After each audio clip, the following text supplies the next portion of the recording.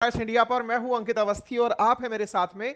एक ऐसी अंतरराष्ट्रीय खबर पर चर्चा करने के लिए जिसके चलते इतने दिनों से ट्रंप के द्वारा की जा रही मेहनत पर पानी फिर सकता है। अपडेट यह है कि पुतिन के घर पर हमला हुआ है और पुतिन के घर पर हमला लगभग 90 ड्रोन्स के द्वारा किया गया है।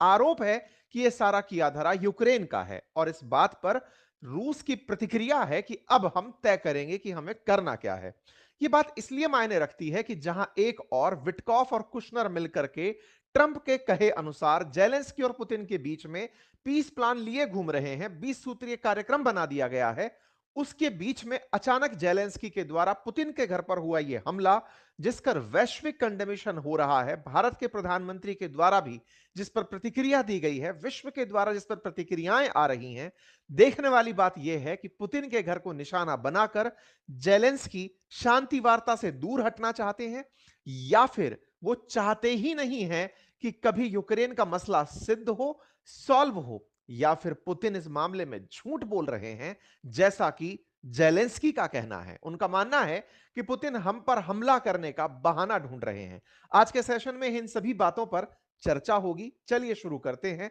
बताते हैं हेडलाइंस के माध्यम से कि कैसे लिखा जा रहा है कि शांति की उम्मीदें डेंटेड हो गई हैं रशिया पर हुए इस हमले से, क्योंकि रूसी लोग इस बात से बेहद खफा हैं। पुतिन और उनके विदेश मंत्री ने सीधी सीधी धमकियां प्रेषित कर दी हैं। जेलेंस्की जो हाल ही में ट्रंप से मिलकर लौटे और लौटते ही उन्होंने अगर यह कार्य किया है तो क्या इस पर ट्रंप की सहमति थी, और अगर थी तो पुतिन ने ट्रंप को ही फोन पर बतिया दिया कि